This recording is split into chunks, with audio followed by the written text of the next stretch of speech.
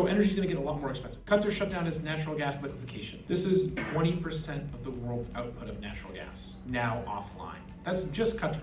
1/5 of the natural gas supply? That's insane. And this is the tip of the iceberg. Everything downstream is impacted by this. There's also this bullwhip effect thing. The bullwhip effect, it's very simple to understand on a basic level. A small movement here, a flick of the wrist, creates big downstream movement. Now, typically, companies talk about this in terms of consumer demand. Suddenly, there's a hot new product. Remember when tablets were big? What did the companies do? Everyone started making fucking tablets. Microsoft, Samsung, everyone. Big spike in consumer demand. People start producing a bunch of stuff. Oh my God, we gotta have a ton of extra tablets. And then consumer demand drops. They go, oh fuck, stop making tablets.